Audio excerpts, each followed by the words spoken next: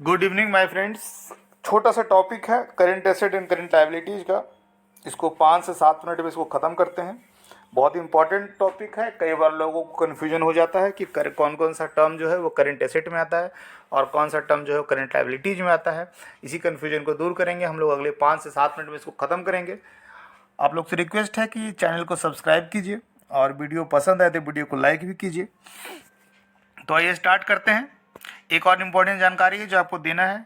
हमारा अभी ऐप और वेबसाइट पे 2 इम्पॉर्टेंट बैच चल रहा है। एक पीएनबी क्रेडिट ऑफिसर का बैच चल रहा है और एक यूनियन बैंक ऑफ इंडिया का क्रेडिट मैनेजर का बैच चल रहा है। पीएनबी का बैच का फीस 999 है। यूनियन बैंक क्रेडिट मैनेजर का बैच का फीस 699 है। दोनों में डिफरेंस सिर्फ यही है कि हम लोग उसमें जो है पीएनबी वाले में मैथ और रीजनिंग के करीब करीब 10 से 12 लेक्चर्स जो है मैथ और रीजनिंग के हम लोग देंगे आपको। इसी के लिए उसका फीस चूँकि ज़्यादा रखा गया है और कोई बात नहीं है।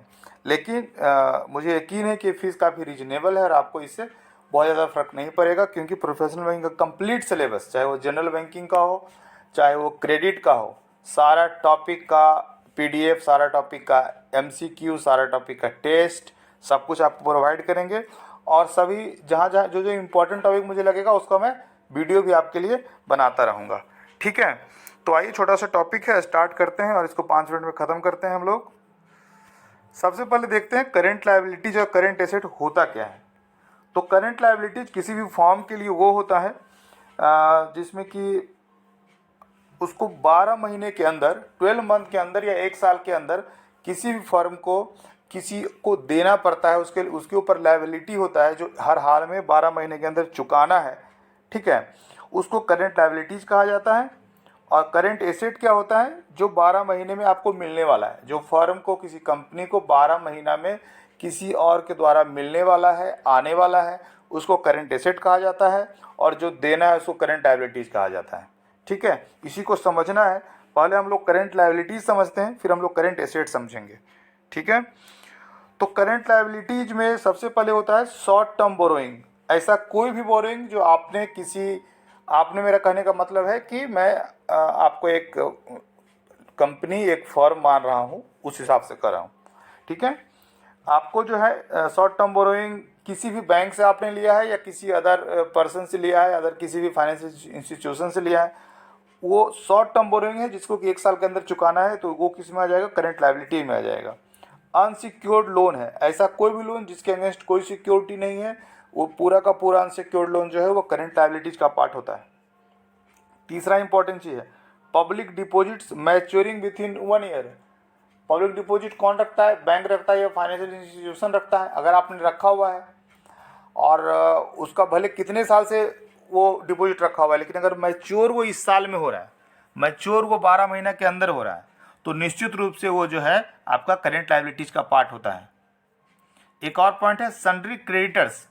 सन्ड्री क्रेडिटर्स ब्रैकेट में लिखा हुआ है ट्रेड। इसका क्या मतलब है? Sundry creditors trade for raw materials and consumable stores and repair spares. ठीक है, आप जो है जो आपको रॉ मटेरियल देता है या आपने उसको आपका फर्म को चलाने के लिए, मान लीजिए आप एक फैक्ट्री चला रहे हैं, तो आपको रॉ मटेरियल की ज़रूरत है और भी कंज्यूमेबल स्टोर्स, जो भी आपको जो चीज़ें चाहिए उसकी ज़रूरत है, आपने वो मंगा लिया है, लेकिन आपने अभी तक उसको पैसा नहीं दिया है। होता है ना, जैसे कि आपने माल मंगा लिया, आपने सामान मंगा लिया, रॉ मटेरियल मंगा लिया, कहा कि ठीक है आपको हम कुछ दिन बाद पैसा दे देंगे, तो उसको सन्ड्री क्रेडिटर्स कहा जाता है। तो वो जो चीज़ है sundry creditors trade for raw materials and consumable stores and spheres, ये जो टर्म है ये करेंट लायबिलिटीज का पार्ट है, क्योंकि आपने पैसा तो दिया नहीं है और आपने माल मंगा लिया, आप अपना उसको फिनिश्ड गुड मतलब बना रहे हो और उसको बेच रहे हो, तो वो आपके लिए लायबिलिटीज है और वो करेंट लायबिलिटीज है, क्योंकि आपको देना है।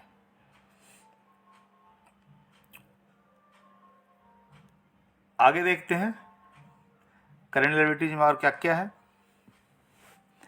एक है interest and other charges accrued but not due for payment.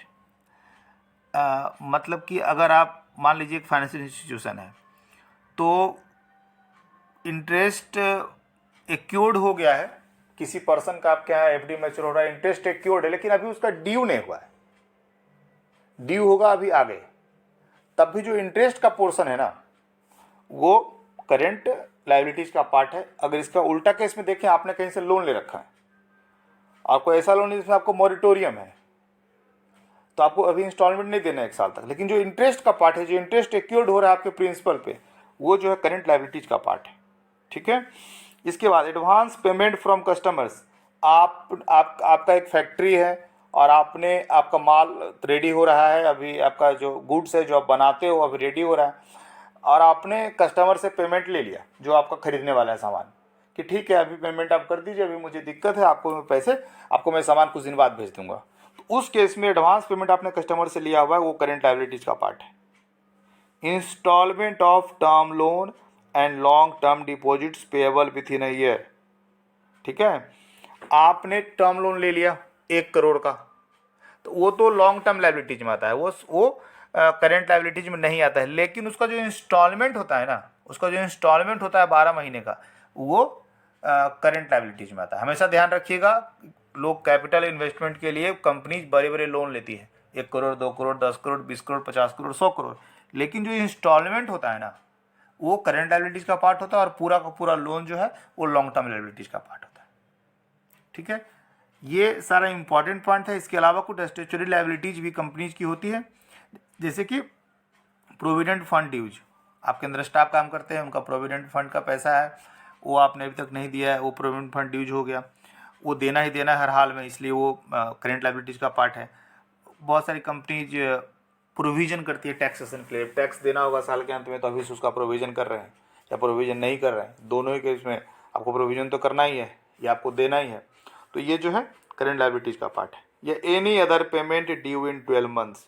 कोई भी पेमेंट जो 12 महीने के अंदर देना ही देना है, वो हर हाल में करंट लायबिलिटीज है। मुझे लगता है कि करंट लायबिलिटीज आपको अच्छी तरह से समझ में आ गया होगा, और ये मैं इसका जो ये PDF होगा, ये 1 पेज का ही है, इसको मैं टेलीग्राम ग्रुप जो हमारा है t.me प्रथम बैंकर, इसमें मैं डाल दूंगा, आप लोग वहाँ जाके इसको डाउनलोड कर लीजिएगा, t.me प्रथम बैंकर। वैसे भी प्रथम बैंकर सर्च करेंगे आप टेलीग्राम पे, आपको मिल जाएगा। लगभग 1100 1150 सब्सक्राइबर हैं। किसी भी तरह का कोई कन्फ्यूजन हो, आपको कुछ पूछना हो बैच के बारे में, PNB क्रेडिट ऑफिसर के बैच के संबंध में, यूनियन बैंक ऑफ इंडिया के संबंध में, दोनों ही संबंध में जो है, आप मुझे व्हाट्सएप कर सकते हैं 7970903637 पे। मैं एनी टाइम अवेलेबल हूँ, आप मुझसे बात कर सकते हैं, कोई कन्फ्यूजन हो, कोई क्लैरिफिकेशन हो, मैं आपके लिए हमेशा तैयार रहूँगा। तो आइए अब आगे देखते हैं कि करेंट एसेट में कौन कौन सा पार्ट है, क्या क्या चीज़ है जो करेंट एसेट में इंक्लूड होता है। तो करेंट एसेट में जो है, सबसे पहले कैश एंड बैंक बैलेंस है, जो आपके पास कैश अवेलेबल है, जो आपके बैंक में करेंट अकाउंट में अवेलेबल है। ठीक है, वो करेंट एसेट का पार्ट होता है। दूसरा इन्वेस्टमेंट है। इन्वेस्टमेंट मतलब आपने अपनी फर्म के तरफ से कुछ इन्वेस्ट कर रखा है, FD जो आता है फिर इन्वेस्टमेंट में आ गया, FD आपने कर रखा है। ठीक है, तो ये सब कुछ जो है करेंट एसेट का पार्ट है। इसके अलावा receivables arising out of sale. देखिए यहाँ पे मैंने एक वर्ड इस्तेमाल किया था, सन्ड्री क्रेडिटर्स, ये इसका उल्टा है, सन्ड्री डेटर्स है। ये मतलब सन्ड्री डेटर्स कहिए, रिसीवेबल्स कहिए, ये एराइजिंग आउट ऑफ सेल्स है। मतलब कि जब आप सामान बेचते हैं और आपको अभी तक पैसा वो दिया नहीं है, और आपने उसको सामान दे दिया है, वो पैसा देगा बाद में, तो उस केस में जो है वो आपके लिए करेंट एसेट का काम करता है, क्योंकि ये आप मान के चलते हैं कि ये पैसा जो 1 साल के अंदर निश्चित रूप से आएगा ही आएगा, तो वो करेंट एसेट का पार्ट है। इसके अलावा raw materials and components used in the process of manufacturer including those in transit. Raw material जो आपके पास बचा हुआ है वो करेंट एसेट का पार्ट होता है। Stock in progress including semi finished good, जो आप माल बना रहे हैं अभी भले वो फिनिश नहीं हुआ, आधा भी मतलब सेमी फिनिश्ड है, वो भी आपके लिए करेंट एसेट का पार्ट है, क्योंकि आप निश्चित रूप से उसको जब बहुत जल्द वो ऑपरेटिंग साइकिल कंप्लीट होगा, वो माल रेडी होगा, आप उसको बेचिएगा, आपको उससे पैसा आएगा, और इस पूरे प्रोसेस में 12 महीने से कम का वक्त लगेगा, इसलिए ये करेंट एसेट का पार्ट होता है। Finished goods including goods in transit, जो माल बन के रेडी हो गया है, जो गुड्स बन के रेडी हो गया है, वो भी करेंट एसेट का पार्ट है। और जो हम उसको भेज चुके हैं अभी रास्ते में है, तो निश्चित रूप से इससे हमें 12 महीने के अंदर पैसा आ जाएगा। जो हमारे पास रेडी है वो भी बिक जाएगा, 12 महीने के अंदर पैसा आ जाएगा। जो ट्रांजिट में है वो तो बिकेगा ही बिकेगा, जो स्टॉक सेमी फिनिश्ड है वो भी हो जाएगा। जो रॉ मटेरियल है वो भी फिनिश्ड गुड बन करके बिक जाएगा। तो ये सारा चीज़ जो है ये किस में आता है, करेंट एसेट में आता है। आगे देखते हैं और क्या कुछ आता है। अदर कंज्यूमेबल स्पेयर्स, वही जब हम रॉ मटेरियल मंगाते हैं तो और भी कुछ ऐसे सामान मंगाते हैं जो डेली यूज के लिए हमारे फैक्ट्री में ज़रूरत पड़ता है, तो वो भी जो है वो बचा हुआ है, वो सब करेंट एसेट का पार्ट है। एडवांस पेमेंट फॉर टैक्स, कई सारी कंपनीज एडवांस पेमेंट वो एनालाइज कर लेती है कि हमारे 400 करोड़ टैक्स लेगा, तो एडवांस पेमेंट टैक्स करने पे कुछ गवर्नमेंट से छूट मिलता है, तो बहुत सारी कंपनीज एडवांस पेमेंट टैक्स का कर देता है। तो जो एडवांस पेमेंट आपने टैक्स का कर दिया वो भी करेंट एसेट का पार्ट है। प्रीपेड एक्सपेंसेस, ऐसी कई सारे एक्सपेंसेस होती है जिसमें कि पहले पे होता है, बाद में एक्सपेंस होता है। ठीक है, आपने 1 साल के लिए अपने सभी स्टाफ के लिए कोई ऐसा ले लिया, आजकल तो इलेक्ट्रिक का जो बिजली इलेक्ट्रिसिटी आ रहा है वो भी प्रीपेड में आ रहा है। सभी स्टाफ के लिए अपने मोबाइल का बिल पे कर, ऐसा कोई क्या बोलते हैं स्कीम ले लिया जिसमें 1 साल तक इंटरनेट फ्री है, 1 साल तक कनेक्शन सारा फ्री है, लैंडलाइन का, इंटरनेट का। तो ऐसा कोई प्रीपेड एक्सपेंस जो आपने किया हुआ है वो सारा प्रीपेड एक्सपेंस जो है वो करेंट एसेट का पार्ट होता है। Advances for purchase of raw materials, components and consumable stores. देखिए ये 2 तरीके का चीज़ होता है एडवांस में हमेशा। एक जो आप माल दे दिए, अपना फिनिश्ड गुड्स दे दिए, पैसा आपको नहीं मिला, वो भी आपका करेंट एसेट है। एक जो आपको जहाँ से रॉ मटेरियल लेना है, वहाँ रॉ मटेरियल का दिक्कत है, तो आपने पहले उसको एडवांस दे दिया कि भाई जब रॉ मटेरियल आ जाएगा ये वाला तो ये मुझे दे देना आप, तो वो दोनों ही आपका करेंट एसेट का पार्ट है।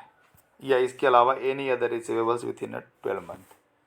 तो मुझे लगता है कि करेंट एसेट और करेंट लायबिलिटीज के संबंध में इससे ज़्यादा ज़रूरत नहीं है। इतना अगर आपने पढ़ लिया, अच्छे से समझ लिया, इसको अपना PDF बना के या इमेज के रूप में अपने मोबाइल में रख लिया, तो आपको करेंट एसेट करेंट लायबिलिटी को समझने में दिक्कत नहीं होगा। और अगर इसमें दिक्कत नहीं होगा तो करेंट रेशियो में दिक्कत नहीं होगा, और करेंट रेशियो में दिक्कत नहीं होगा तो धीरे धीरे आप रेशियो एनालिसिस का पूरा चैप्टर अच्छे से समझने लायक हो जाएंगे।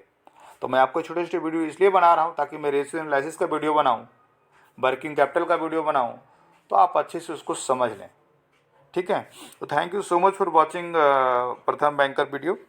और मैं एनी टाइम आपके लिए हाजिर हूँ। 7970903637 हमारा व्हाट्सएप नंबर है। टेलीग्राम हमारा है t.me/प्रथम बैंकर।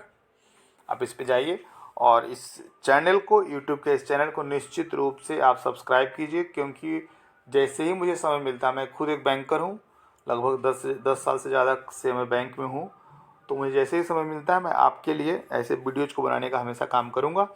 तो thank you so much for watching.